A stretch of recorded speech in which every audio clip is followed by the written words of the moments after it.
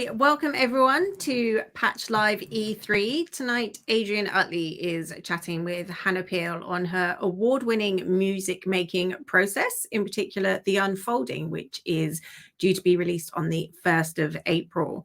Just some quick housekeeping. Please use the chat box to say hello to each other and to us. We really want to make this a connected experience for everyone. It would be great to see who is with us today. There will be an opportunity for questions towards the end of the event today, but if a question does come to you beforehand, please just drop it into the chat and we will file it away and put it into the mix later on. There is a full screen viewing option. The chat box will be accessible, so feel free to really immerse yourself today. Patch is a safe and happy place, so please be polite and kind to each other. If you do have any technical issues during the session, please let us know in the messages and the team can help you directly.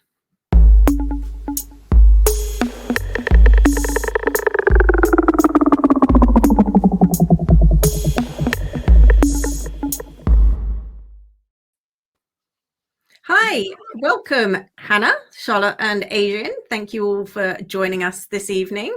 Now I'm not going to hang around and be part of this chat. I just wanted to welcome you to the event today. Now, Adrian, I understand that you were actually involved in the very first conversations of this project. So this is going to be a really nice full circle for the event. Yeah, I was. Yeah. I think it started with you came to my house, didn't you, Hannah? I did, indeed. I think Charles Hazelwood had set that up after you guys had been talking about the beginnings of this project. And I think, did we spend a day here and a couple of days or one day in another place in Bristol? Yeah. Charles said to me, who do you want to work with? And I was like, Aid Utley, please. Oh, that's nice of you. I didn't know that bit. That's cool. Yeah. I think I'd seen you do, you'd done a concert, maybe you'd done Tubular Bells. Oh, yeah. Yeah, that was the minimalism concert with the Paraorchestra, and I was like, look, I know you've worked quite closely, and actually for me as well, the Paraorchestra had said, do you want to do a research and development kind of time? And I was like, I haven't ever done that with anybody before. Like, you know, you normally just present music and rehearse it and then see how it goes. But so when I knew that was happening, I thought, well, actually, one of the biggest things that I want to do is go work with you and try out sounds and see what synths you have and hear your thoughts. And obviously, because you'd worked with them before, you'd be able to give me a bit more insight. So it felt like a nice, easy way to ease in from the electronic world into the classical world, which was really exciting when it happened. So yeah, and so thank you. Okay, I really enjoyed it, and I think it's really interesting, isn't it, to do wide-ranging kind of projects that, especially with orchestra and electronics or guitars and orchestra. I really like that kind of amalgam of thoughts and different timbres. And I do remember that what was really exciting, I remember when we first were together, is you were interested in really low contra instruments like contra bassoon. I can't even remember though. There were massive lengths of piping being pulled in by these people. Like, what were those instruments? Do you remember? Yeah, there was. We had alto flute and contrabassoon, bass clarinet. Wasn't there lower than that? Wasn't there a bass, like a lower bass clarinet than? And there was an oboe, really low oboe as well. Yeah, the bass oboe was amazing. Yeah, I mean, and I kind of had this idea of like wanting to explore rocks. I don't know if you remember that, and I guess the kind of essence of where we come from. So at that point, I was looking at like how different types of rock shape the look of different types of towns and what they sound like, and how to kind of fathom why I was obsessed with rocks.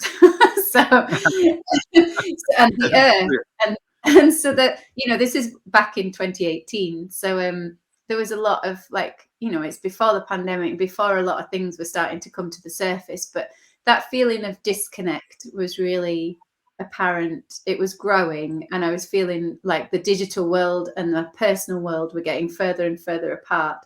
And I guess now, looking back retrospectively, that idea of like wanting to find some kind of rooting was really important. So like instruments of the earth were really important, even though, you know, we can argue that every instrument is of the earth because it has been formed, or like, but yeah, I was looking at more like the bass woodwind section, because I think that air and the breath that comes with those instruments gives a real humanity to the earth.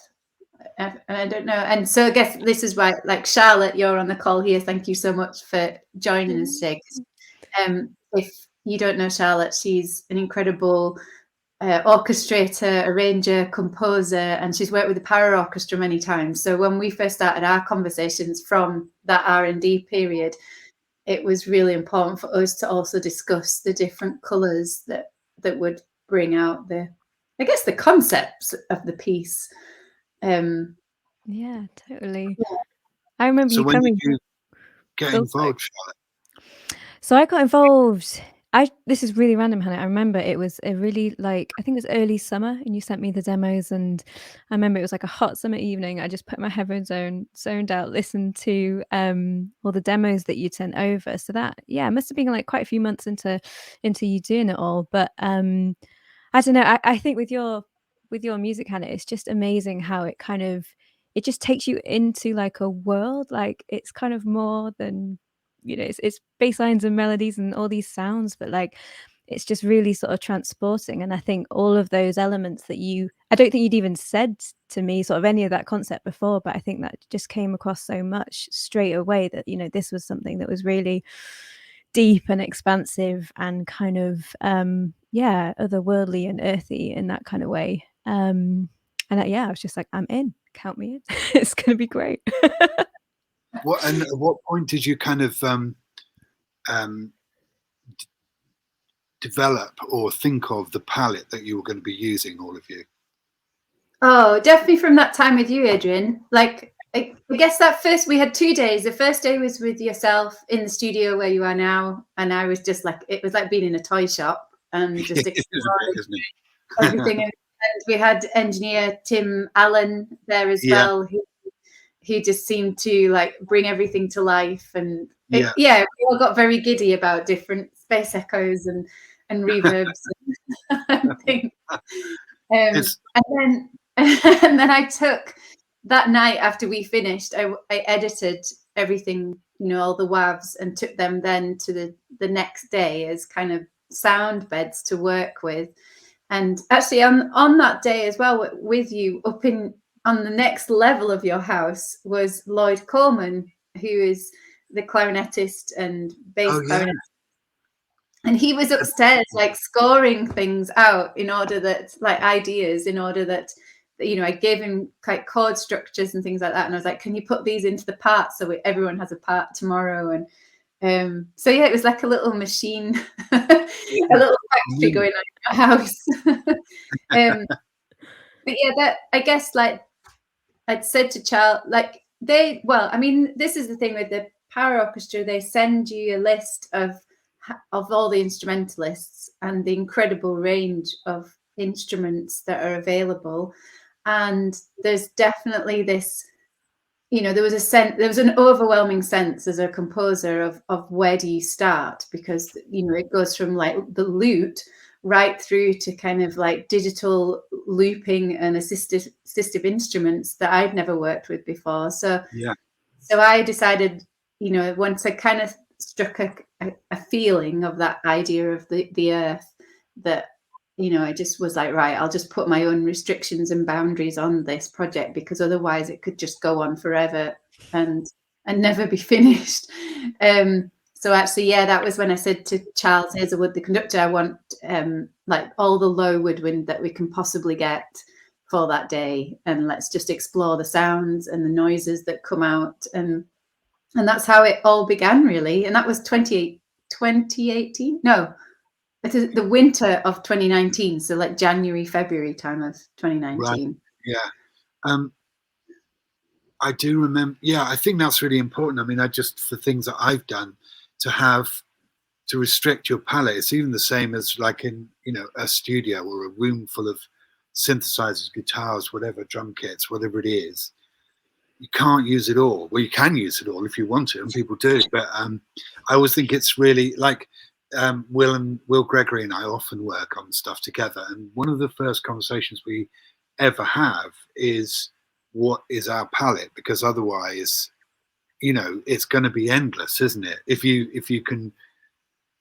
are able to pull in all of the things that, and if you're given the giant palette of the Paraorchestra plus extra synthesizers and stuff, you've got to think really what it is going to be at the end. And in a way that kind of aids your composition to some extent, doesn't it? I always find that anyway. I've got this, so I'm going to have to make this from it. I think, and obviously you can add more as you go along, but I think it's a great thing to kind of restrict somewhat what all of the millions of things that you could have. Yeah, totally. Yeah, it would just throws you off otherwise. And yeah, I think there's a beauty to the simplicity. Like one of the first ever kind of improvised lessons that I ever had when I went to uni was with this amazing guitarist called Mike Walker, and we went. Oh, he was just like phenomenal, and I'd gone there kind of only been able to read, and the idea of even having a jam just freaked the hell out of me. I didn't want to. Really amazing. Yeah, couldn't fathom how you even started it. And the first lesson he gave us was that we had to play one note for the entire lesson. And, then so that one note, then you're exploring the rhythm of that one note, or what octave that one note is, or what timbre that note is. And that, it totally blew my mind, because I was like, oh, finally, like a way to simplify it. And then the next week we added 1-2 more notes or whatever. But yeah, I think that that feeling of restrictions allows you to explore more within the boundaries. I suppose we'd probably all agree that actually quite a lot of the music that outside of an orchestra, I think, because generally composers historically have a symphony orchestra and it has a set of instruments. I know I'm not massively versed in this, but you guys could tell me, but I think Stravinsky added extra instruments that didn't exist in the world, or he found strange things, and people have done with like the Aunt Martineau, but generally you have a palette that has evolved over time. And was in the kind of electronic world or other world, we often have to make do with what we've got and make something from that, which I think has probably created some of my favorite music for certain, whether it be the, Iggy Pop and the Stooges, that was that's all they had and that's what they did, into kind of Aliane Radic, with the ARP 2500 synthesizer that she used all her life, pretty much. Pretty amazing. Yeah. Anyway, I don't know where I'm going with that. I'm just, I think that, the palette of and the restriction of stuff is very cool. So did you guys talk about that? Did you have it set and then you started working? Yeah. I really point out that Charlotte and I intended to have 1 hour calls and ended up having 5 hour calls, mostly to do with our dogs. So, right. Yeah. Still happens. Wait, Still a thing. You were talking about dogs. Yeah. We both had lockdown puppies, didn't we? And that's kind of been the parallel to this album. There's a whole B-side all about our puppies gonna come. Brilliant. I really remember the day, Hannah, though, when we found out that we could have recorders in it. And I don't know, for me that was such a massive moment. the amazing James Risdon, who's done, I think, quite a few things with Paraorchestra, but I hadn't worked with him before. And yeah, they said, oh, we think we can get him on board. And like for me, I think that completely changed, especially like the woodwind approach. I don't know, suddenly having contrabass recorders kind of sitting underneath everything. I think a sound that is just so kind of, I mean, it's just so earthy, isn't it? It's just, I don't know, somehow it's really different to any other kind of woodwind. I remember saying, we're like Googling pictures of contrabass recorders, like trying to figure out what they're like, and just being like, they're just trees, aren't they? Like they just look like trees. Like, yeah, I don't know. For me, I think that completely kind of changed the palette, and yeah, that was a good call. It was a great It's call. interesting that I've worked with him on one of your projects, Charlotte. Oh, Death the Song. Death Songbook. Yeah, Yeah, Death Song. yeah. And you can hardly hear it, can you? I mean, that's, I think, what's interesting about recording this stuff is that you can have what we always call hamsters and elephants in the same room, and you know, you will be able to hear that on a recording as louder than a trumpet if you want, you know, which is actually the essence of all the kind of modern recorded music as we know it, from Beach Boys, Beatles, experimenting with recording instruments that, you know, it's that you couldn't do in an orchestra. You just couldn't do that, could you? Not unless you had 20 of them, and then even then you wouldn't hear it. Yeah, it's a massive challenge actually. Like, and I mean, it's just a learning curve that I think I'm going to be on for a long time. You know, just kind of really understanding kind of how best, I guess, first of all, to sort of amplify these things, and then how best to kind of place them in the orchestration, knowing that, if that makes sense. So sort of knowing that it's going to come out of a mixing desk at the end, and kind of making sure that how I'm using the instrument is going to, it's going to work in that kind of more electronic and amplified capacity. Like it's a huge, it completely kind of blows open a lot of, I guess, sort of standard orchestration technique, because normally you're orchestrating for an acoustic environment, but as soon as you start amplifying things, everything kind of changes. Yeah, completely. So it's a massive learning curve, and I mean, especially with the bass recorder, it's got such a kind of present kind of, you know, rustly kind of sound. It sounds, I mean, it sounds so beautiful blending that with double basses and guitars and things like that, but it's kind of only until you get to the other side of the mix, or you know, you're at the back at the mixing desk, that you kind of can really start to judge that and start to balance that. So it's a massive kind of new world to be in, really, as an orchestrator, I think.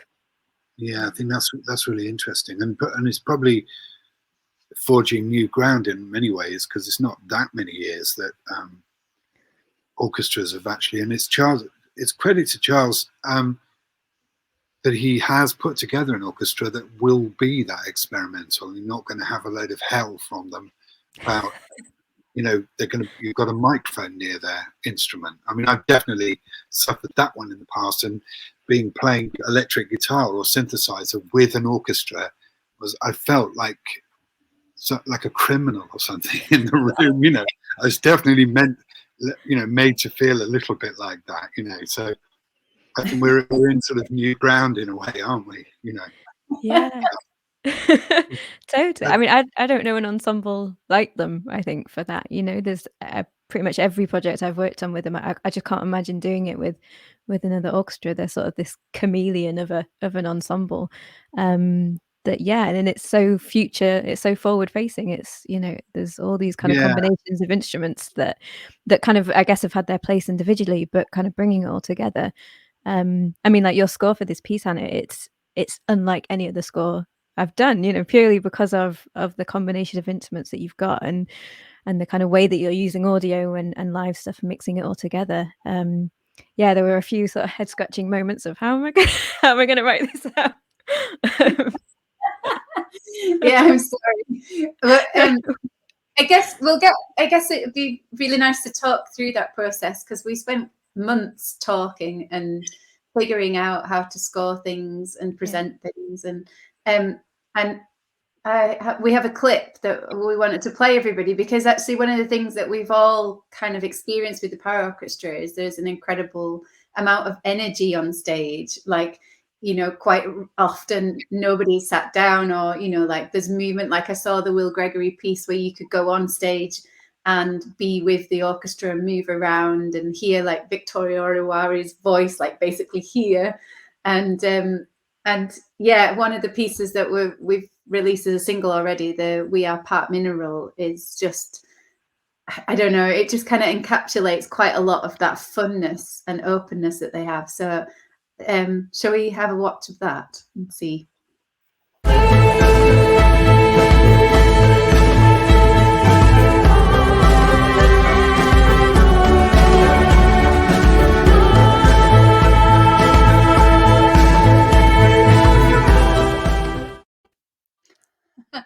Oh, You that know was that's my more of that, please. Yeah, so like we've got like the Moog bass, we've got like synthesizers bubbling away, there's like Victoria's voice, there's rippling clarinets and bass clarinets and everything, the whole band, you know, even like the percussion, there's Harriet Riley on percussion and Johnny Leach on drums. And yeah, it's definitely like, there's definitely things that you get from them, working with them, that I've never experienced before working with an ensemble. And it's that openness and willingness to just go for it, like what you were talking about, Adrian, with the sound. Like there's definitely that kind of element of no fear, which is amazing to work with as a writer. I think Charles would, you probably agree, Charlotte, that Charles does bring that to the table as well. He always quotes something from Wycliffe Jean. He had it over his studio door. He's probably said it to you, but he had written over his door of his studio, "No fear in here," and he quotes that quite a lot. And I think it's a great thing, isn't it, to have that? You know, I mean, obviously everybody is respectful and is making music, but this idea of the old school. I've seen conductors looking at people, and they, if I was that person they were looking at, I would probably have to somehow find my way out of the entire gig and run as far as I could. And so it's quite horrible, isn't it, to have fear about things, but they don't have that. So it's really cool. So it's a really cool thing.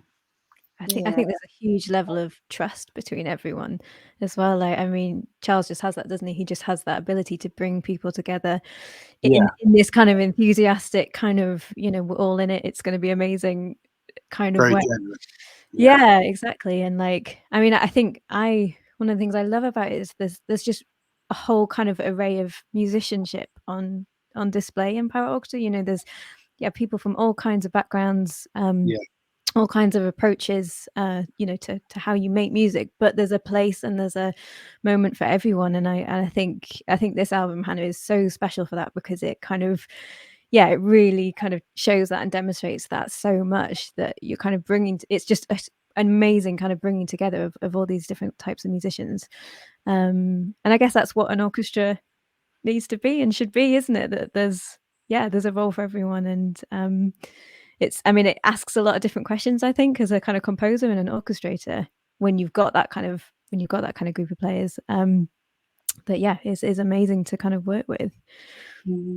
So you were going to talk about your conversations that you had about this, I think, weren't you? Many hours of chatting about it all.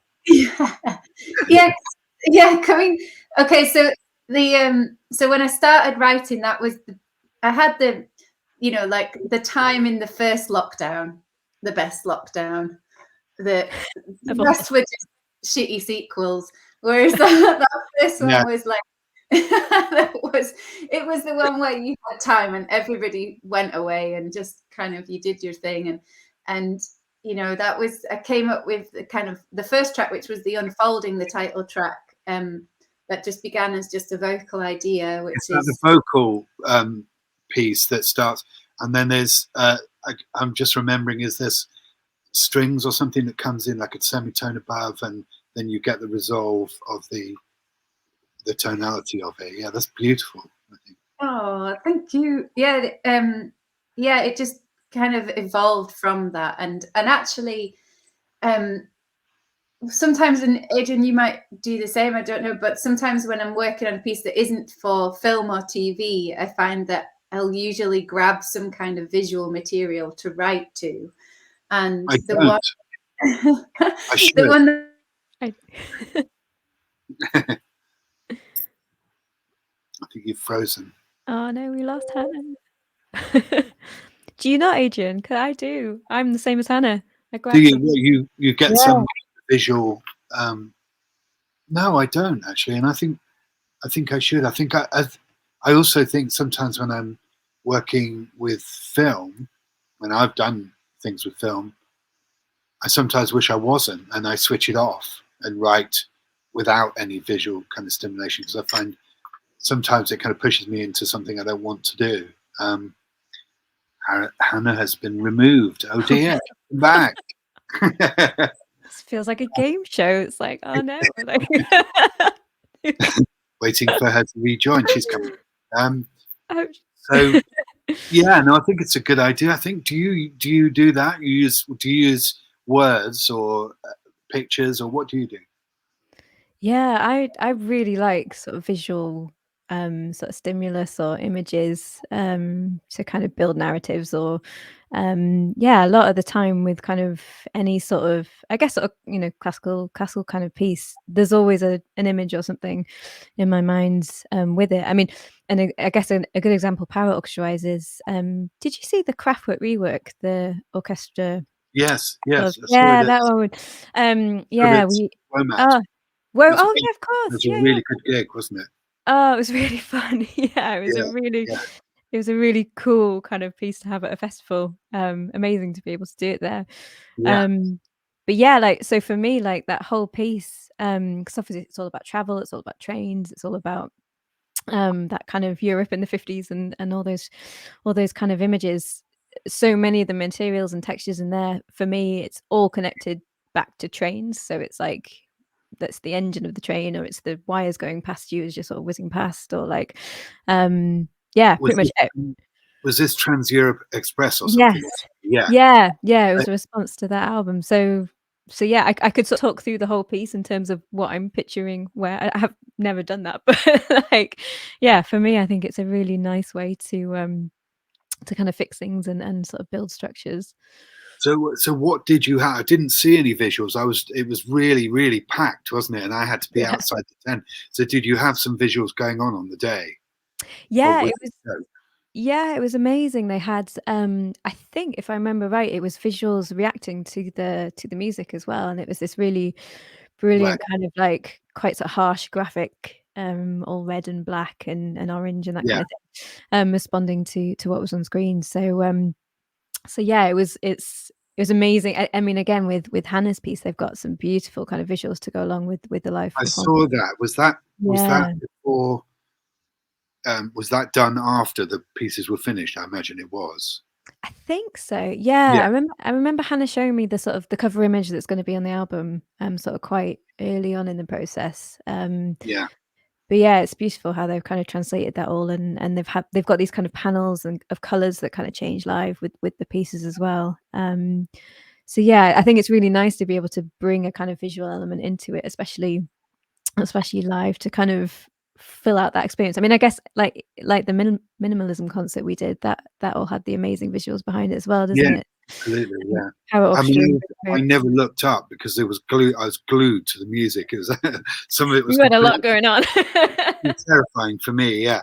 Um, Yeah. I was aware there was something going on, but I wasn't really looking up. Yeah.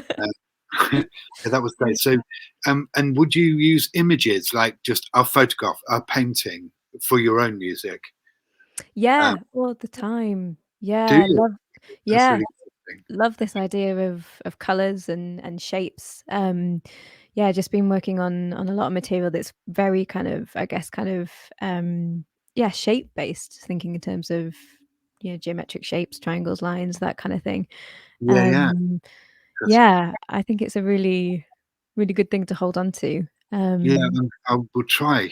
I will try that. I yeah, never really do. It's sounds good. So try the way. I'm interested in the synths that how did you know what happened with the orchestration and the synths? At what point did you both start talking about that?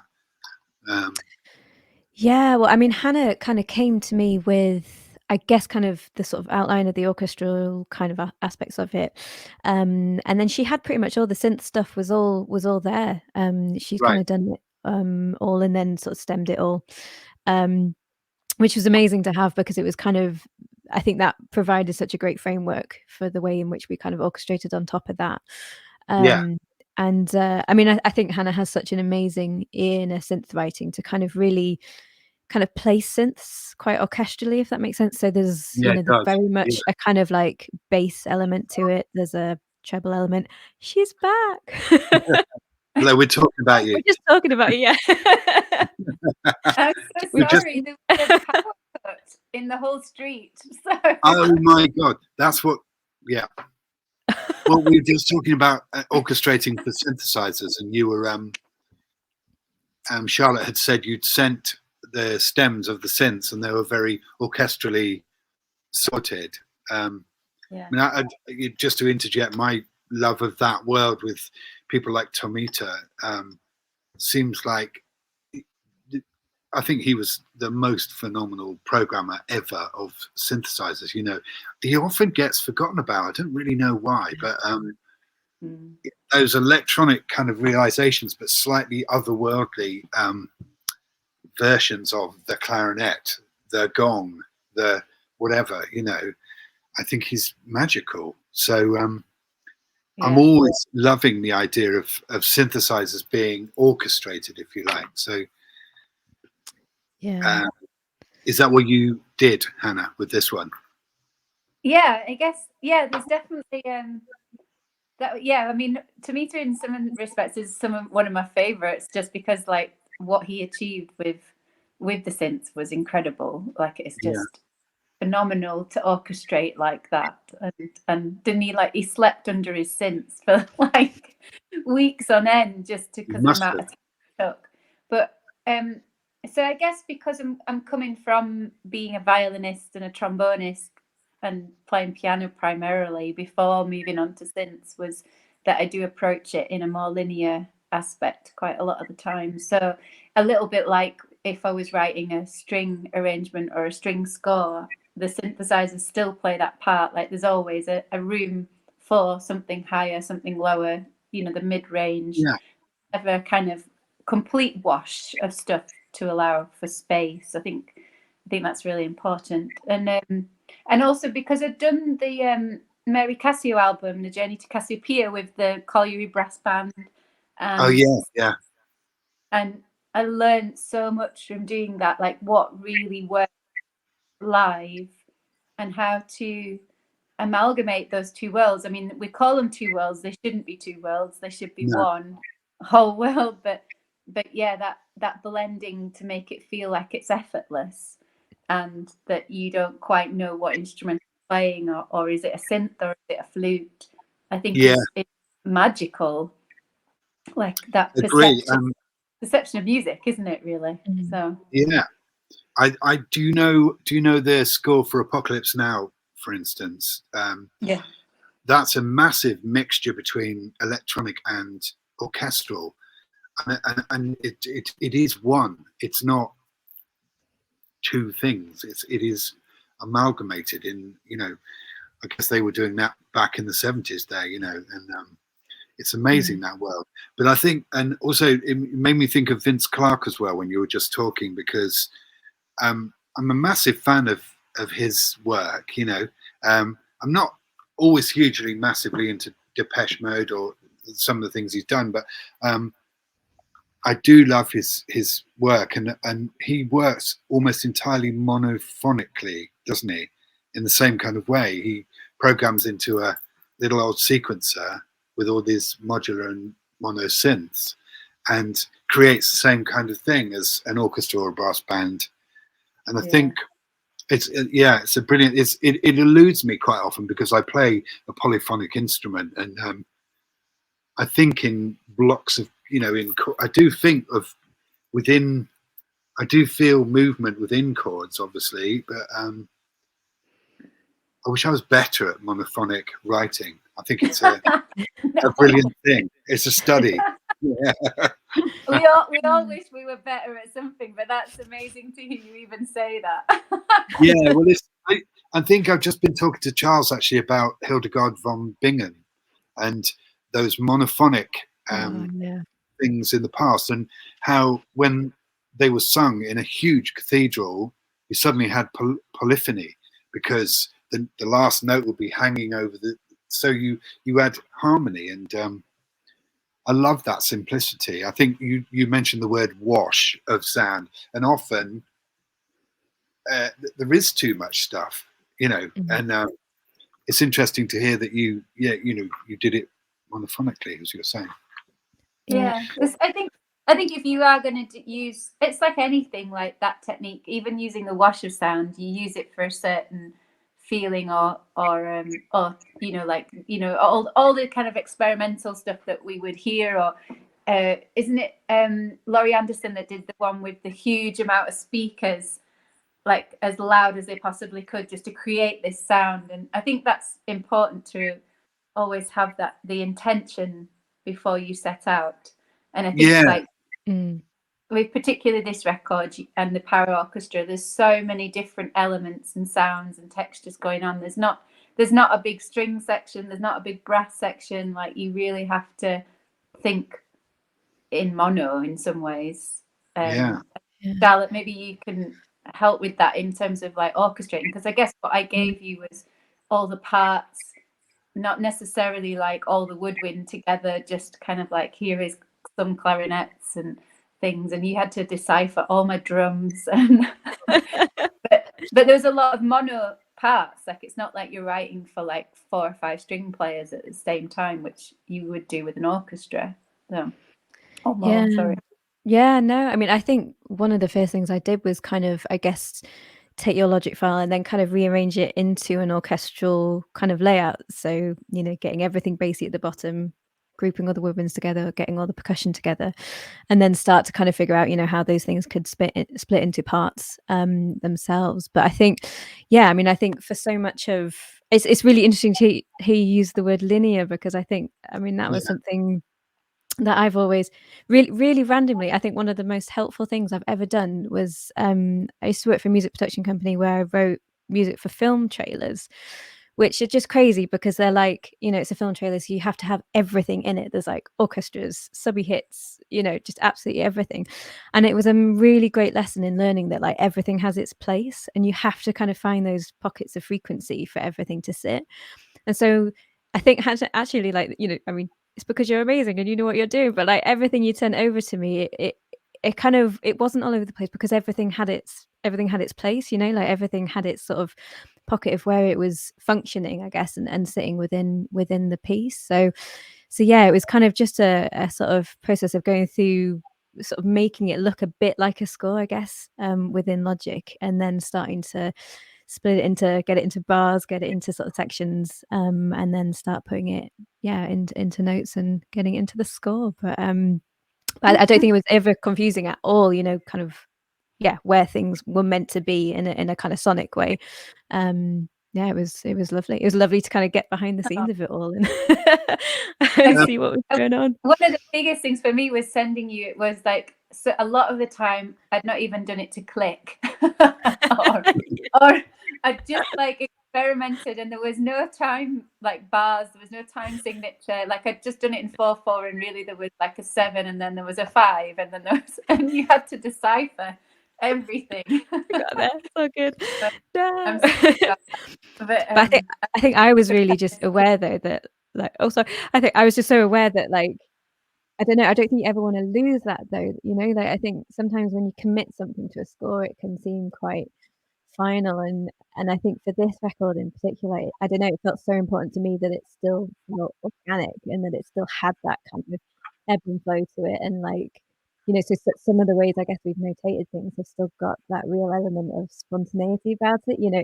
It's fixed in, like we're saying with parameters, like those notes, those woodwinds, the clusters right at the beginning, that there's a ballpark and there's kind of a work within this, but it's not completely fixed down, because I just think you can lose so much of the character and the kind of feel of something by sort of prescribing it too far. So it was, I think, I mean, that was a lot of our chats, wasn't it, on our calls, of like how best to kind of put things into sections, and then how best to translate, I guess, to the musicians to kind of get from them what you're looking for as well. And did you when you got into rehearsal, I guess, before you recorded a real world, did you have much experimenting happening there? And must have been a joyous thing to get to. I always love the rehearsals of projects. I think really always interesting because things evolve as well, even if they've been massively thought about, written and everything. That you hand it over to players who then do something else with it. I always find it amazing when that happens. Yeah. So totally. how did that go? Was it that? Did you rehearse a real world and start recording immediately, or how did it? No, we so we were lucky enough. We went to Bristol Old Vic, and because it was lockdown, I don't think there was anything happening in the theatre. So we had the whole theatre stage set up, and we all had individual stations that were numbered, and we were all 2 meters apart with a huge circle around each of us in order not to cross that line. But actually, like, I think that process, like what you're saying, is you hear it for the first time and you then start to assess whether it feels right and it doesn't feel right. And sometimes it's the fear or the nervousness that makes you want to cut things out straight away and go, no, that's not working. But it wasn't until after kind of 2 or 3 days. I think we did it for 2 or 3 days, 3 days maybe, all in all. 3 days, I think. Yeah. That you relax into it and you go, oh no, this is working. This can be fine. Like, for one of the things that we had a lot more of, that compared to the finished recording, was a lot more space in terms of using kind of extended techniques between, like, a kind of a drone of the synths with flutes and the clarinets using the breath to make what Charlotte had scored as like cloud-like sound. Yeah. Brilliant. In the score, you've kind of taken the notes that I gave you, Charlotte, and then put them in the score, and then the instrumentalists are then allowed to choose what notes they take and move with. And that, it was really beautiful, but there was way too much of it.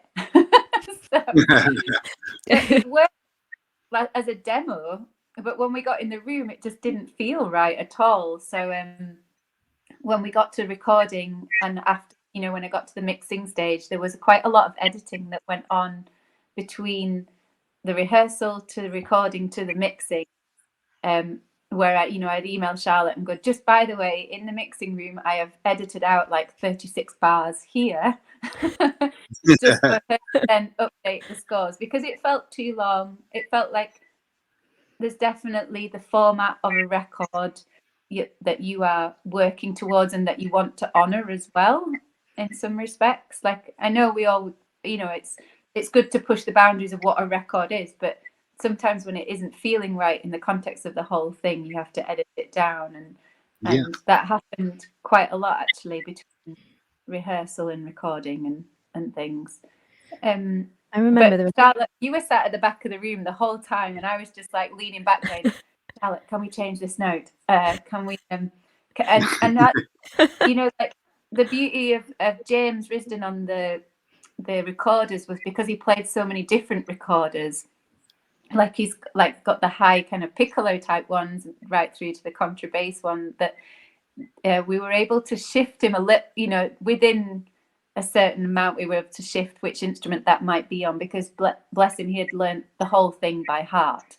And like, to learn all those time signatures and changes and pieces that are 10 minutes long without a break, and he was holding notes for like 2 or 3 minutes, like one note, and to remember where to change those things was just phenomenal. But yeah, that was the beauty of that. Like, sometimes it came across too high and we needed to lower it, and there was little things like that, wasn't there? Yeah. I remember those rehearsal days almost feeling like, I don't know, like almost like a sort of getting to a final point in a way, in that, like, I mean, I think with Paraorchestra especially, like everyone's kind of coming at it from quite a different perspective. So you know, a lot of people had learned things orally, so we'd had oral guide tracks, click tracks, that kind of thing. James Risden had learned a mixture of that, and then through Braille scores as well. So it was a real celebration in a way, just to get everybody in the room, everyone was on the same page and doing it. I don't know, it just felt really, yeah, it was a really special moment, I think, in the project. Have you got a Braille score there, Hannah? I do. We tried this out earlier, didn't we, on my computer? Yeah, so I hope that you can see this on my actual phone. I can see it now. Yeah. Oh, that's amazing. What? It's incredible. Yeah. It was I mean, it's again massive learning curve to sort of create parts. I mean, I did it, you know, in Sibelius, and then you convert it into like an XML file, a compressed one of those, and then I think it's James who has some kind of software or some kind of thing that then converts it and puts it into Braille. But I had to be really careful with the scores to make sure that everything, you know, that dynamics were really firmly attached to notes and stuff like that, because obviously if anything was kind of a little bit skewed, then it would come out wrong in the Braille. So I mean, it just completely blows my mind that James memorized the whole thing and learned it all that way. But then it's totally amazing when you see it live, and it's like you don't really know the different routes that everyone's gone down to get there. It's just everyone's there and doing it and doing their thing, which is, I think it's a really, really beautiful thing. But no, it was brilliant just to bring everyone together on those days. Yeah, I find it really hard to remember many things. I can remember things in our band and things I've done, but if I'm playing something, you know, things that you've done, Charlotte, or actually I'm just trying to learn a Bach partita at the moment, and after about 16 bars, I cannot remember what comes next, even though, you know, I don't know how people do entire concertos of Rachmaninoff without any music. It seems, I mean, it's a thing, isn't it? You know, it's a skill. And all of the Bach cello suite, you know, all of that, all of the partitas in one concert, unbelievable. I guess it's a skill you learn, isn't it? And for James, it's a necessity. He's very accurate. He uses the score just as a guide, like a reminder to where he is, and dips in and out of it. It's phenomenal, really. And I think Victoria does that, doesn't she, as well? Yeah.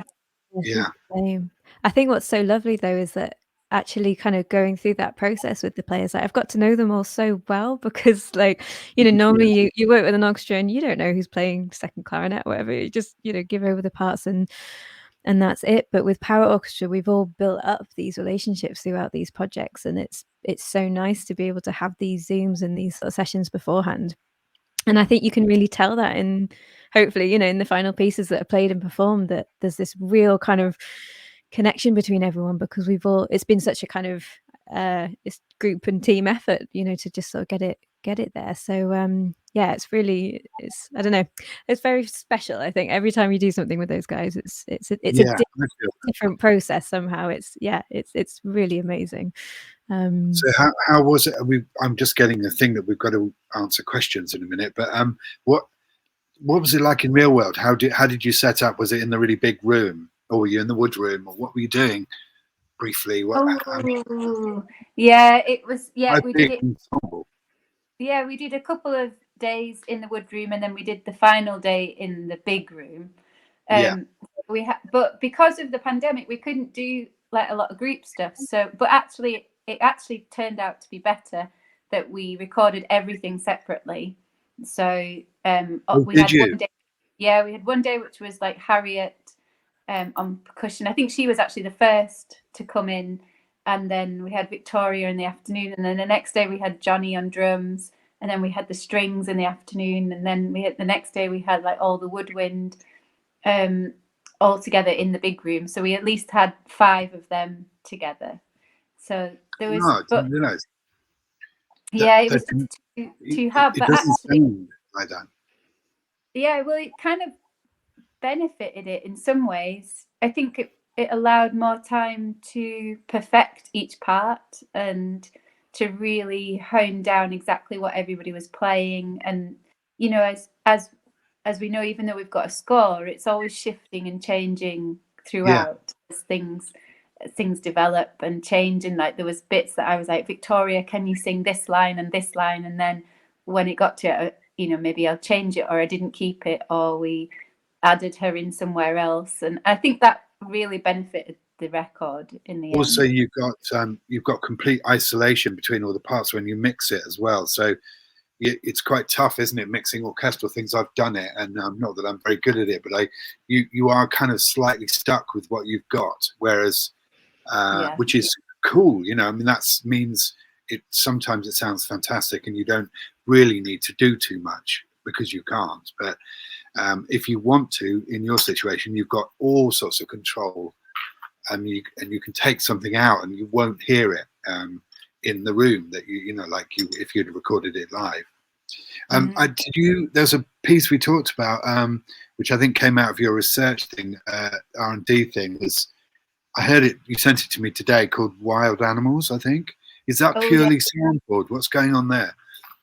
Yeah, that's the second track on the record. So that's out on Friday. That's Wild Animal. And yeah, so from the R&D day, the second day when we went into the room with all the woodwind, I spent maybe a couple of hours just taking everybody out individually and sampling them, just so that I had individual kind of techniques that they were using, like tongue flutters and tongue ramps, which I'd never heard of, and got them to record them. And so actually they made a lot of the samples that are on Wild Animal, and it didn't really feel right to replace them, even though we do it for the live show. It felt quite good the way that sometimes in the stem you hear like the flautist kind of like doing the tongue stuff, but then stopping in the middle and going, is that okay?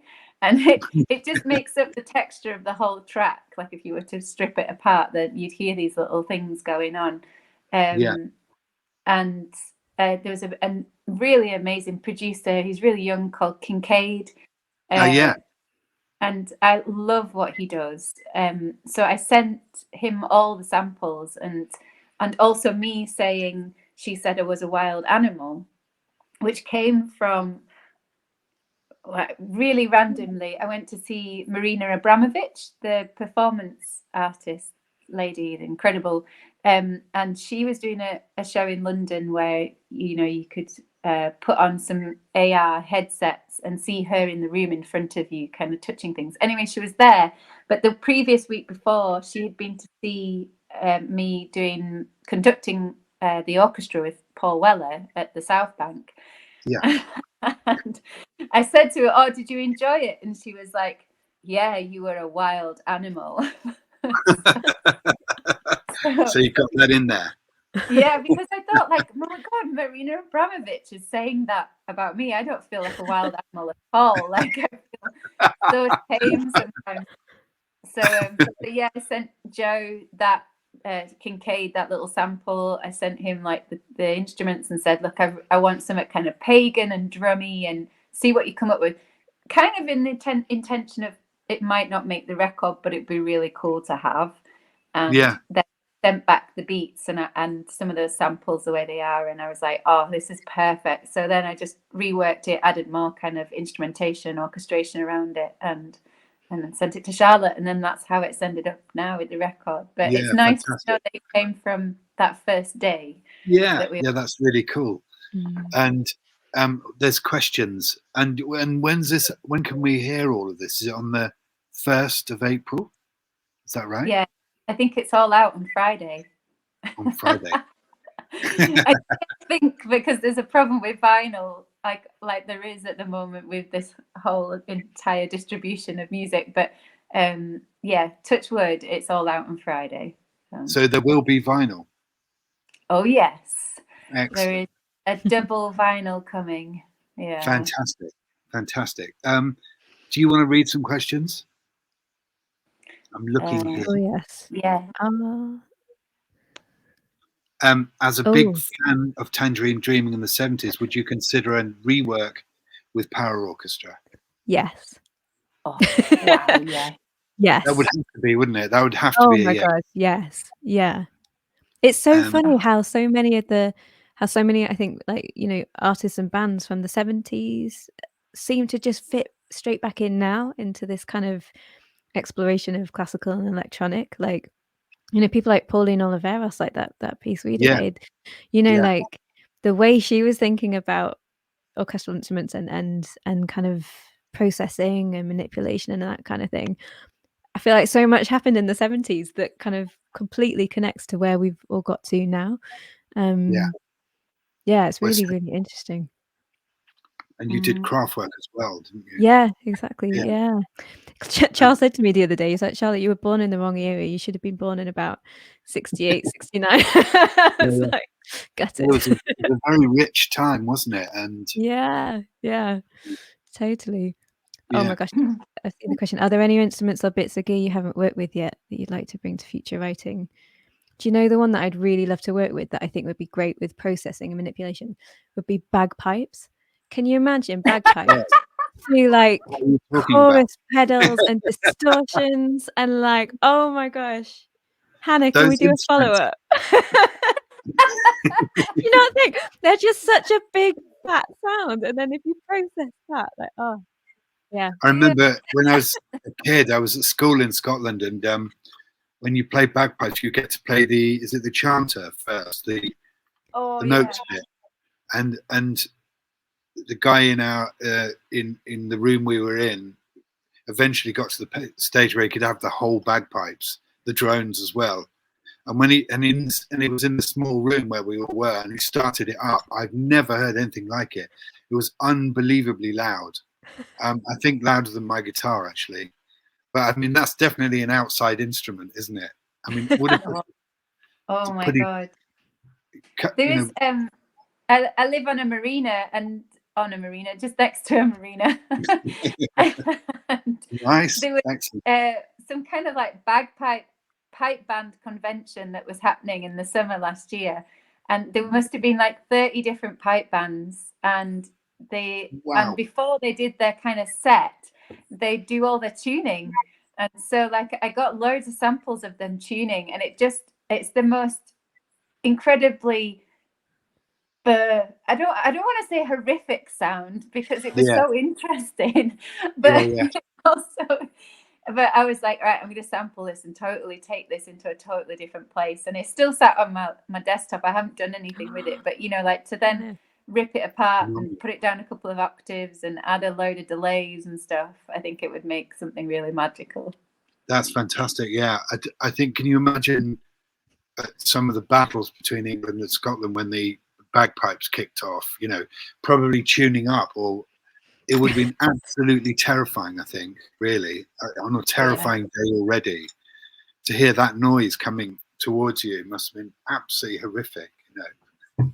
Oh, there's a tradition of it it probably is in the Highlands as well, but I saw it in Donegal, where two sets of kind of families or clans would stand on either side of a valley, and they'd all have a pipe or a piper with them, and one person would play, and then that would echo across the valley, and then that would be kind of repeated in conversation back, obviously. Fantastic. Like with a delay of the sound and stuff. But I mean, they are so loud. Like, yes. Good, you know, Charlotte, if you want to go ahead and do that, you can. Yeah. You can okay. Okay. Amazing. I think that's like drone music. Yeah. Drone music, really, isn't it? I mean, absolutely unbelievable. I've had like 9 oscillators running, as many as I've got on my modular, to, you know, get them slightly out of tune with each other. But I don't think it comes close to that at all. No. You know, it's an amazing sound, isn't it? Beautiful thing. Yeah. What else have we got? There was somebody asking, should we show the video, one of the videos from the Paraorchestra that we haven't shown yet? There's like a little 15 minute.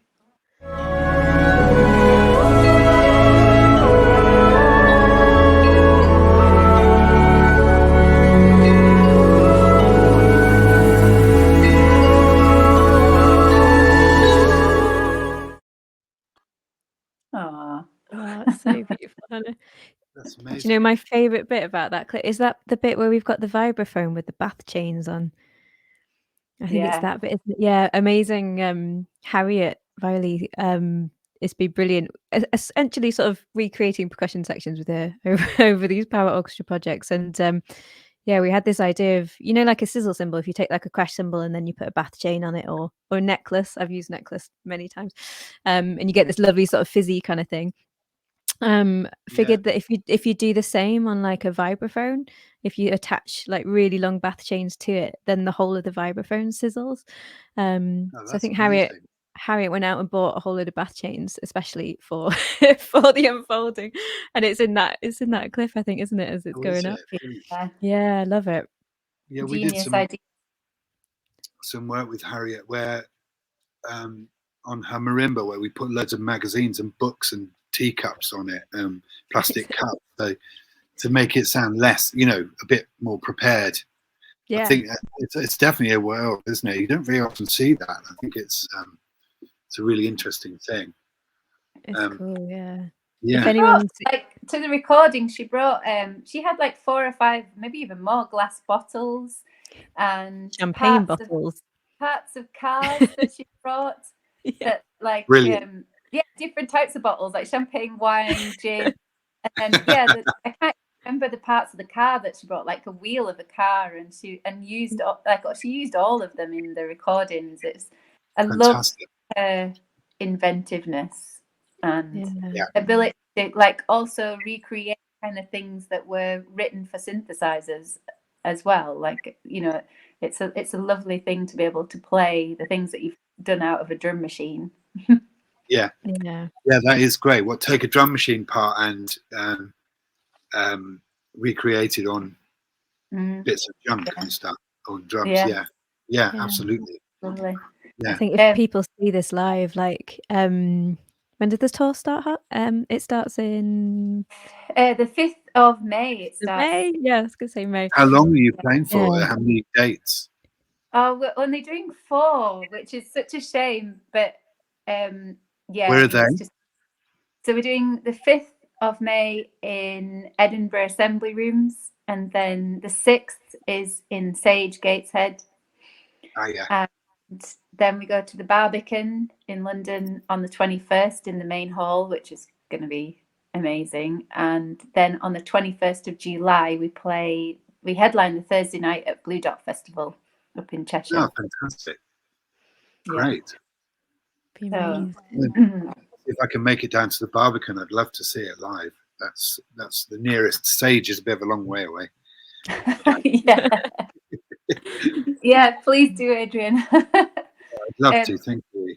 But what I wanted to ask Charlotte actually was because of quite a lot of this, you know, like a lot of the parts as well, like especially the electronic parts, I wouldn't be able to like physically be able to play all of them, and there was an element of like, how do you score for synthesizers and classical instrumentation and be able to give that part to somebody else and describe to them what that sound is. And Charlotte, I hope you don't mind me asking this, but you've been inventing a new way of scoring. I think it's something that's really incredible, and I just wondered if you wouldn't mind talking about that and what you've called it as well. Yeah, sure.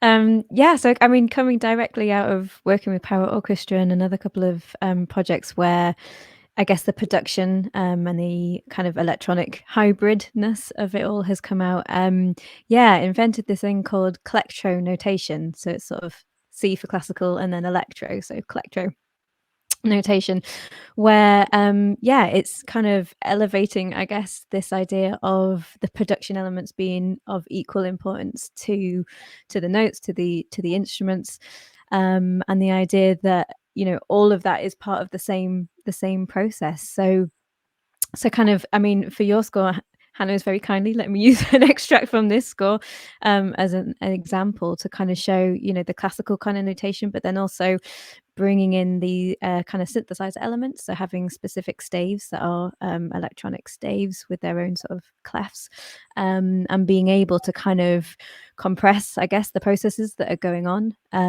being able to sort of visually show with really simple symbols, like process kind of ideas and banks. all the way through to sort of scoring up if you were manipulating and using processes live. So having, if you had a delay running on an instrument and then changing parameters of that delay, being able to score that up too. So yeah, it's kind of, I'm sort of just about ready with the introductory article with it to sort of put it out in the world and see how useful it can be, and if it can be a good tool for sort of more and more composers and orchestrators like us all working in these kind of hybrid ensembles, and just bringing everyone onto the same page. As I say, the composers, performers, mix engineers, producers, making sure that kind of every aspect of this kind of what I'm calling this collectro language is kind of accounted for and represented in a kind of way as well. So yeah, actually, Aid, randomly, I think I emailed you about this, didn't I? It was one of the conversations we had about Pauline Oliveros, and sort of saying, that not as many people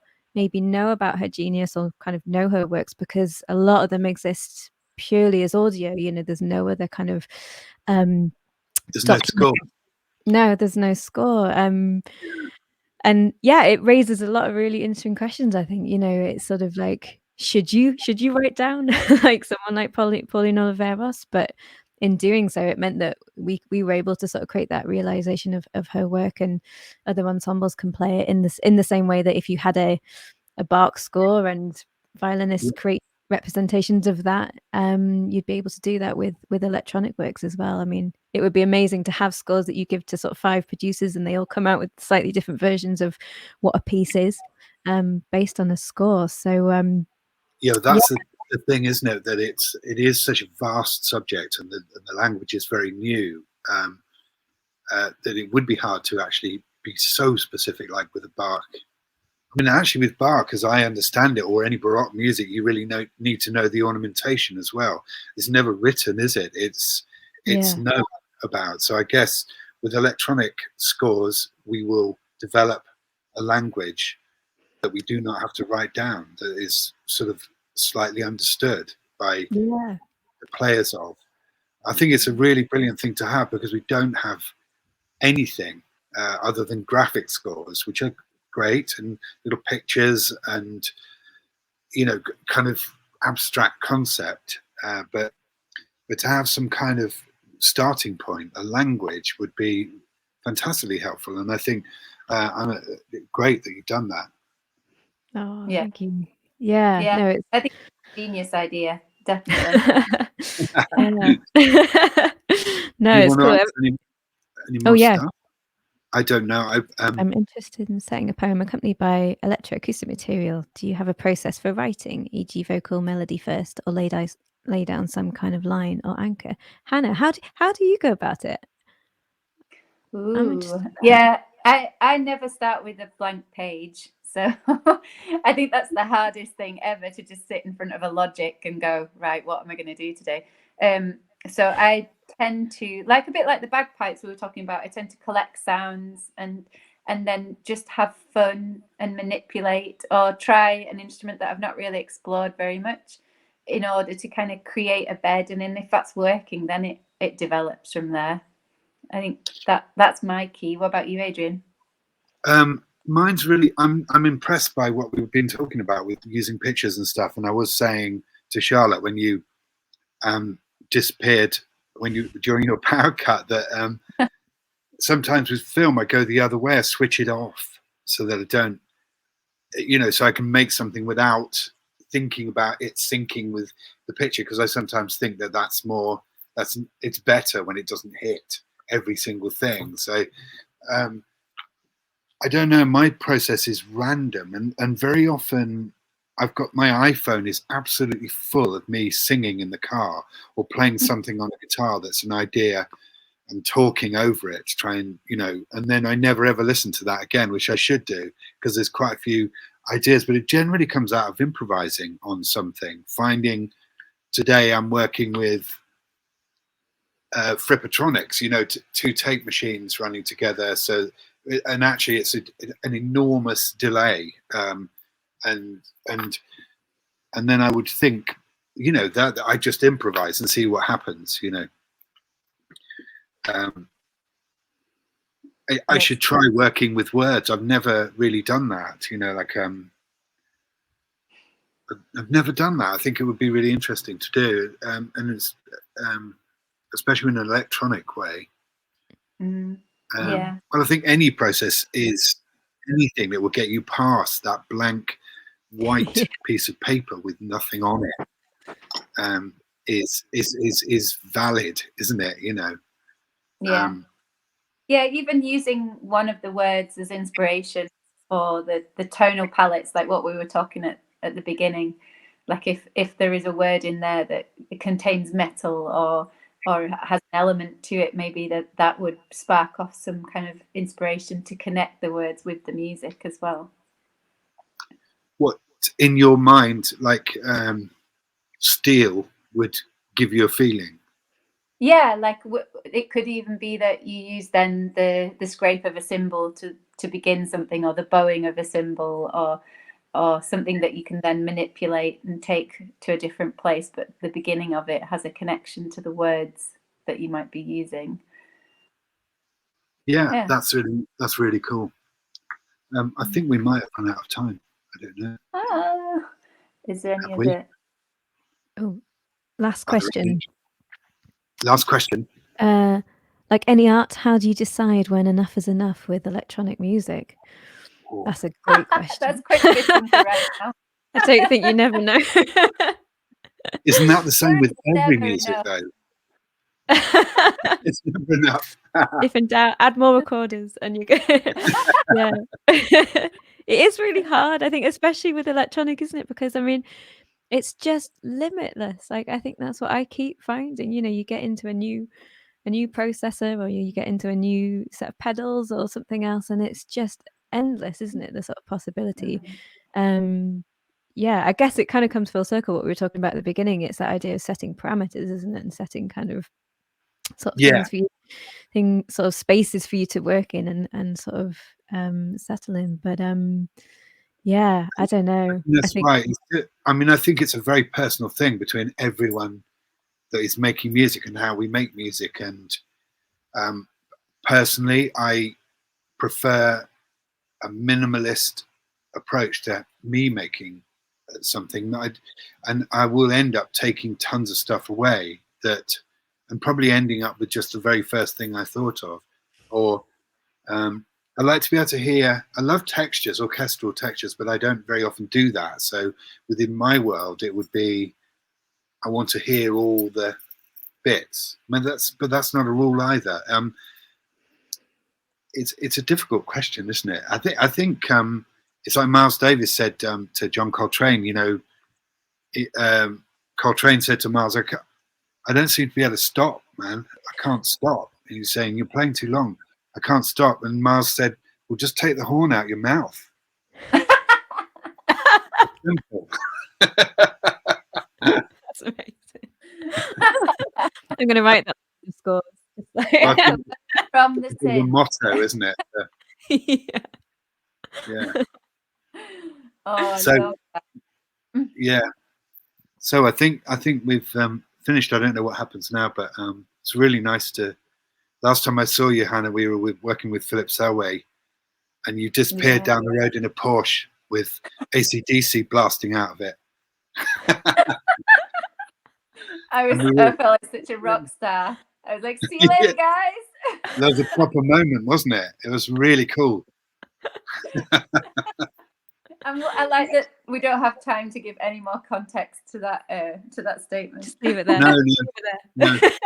You're buried. Yeah. Anyway, really nice to see you all. Yeah, and, nice to see you. Hopefully we'll do something again sometime. And yeah, and thank you to everyone that's joined us tonight as well. Appreciate it. Absolutely. Okay, see you soon.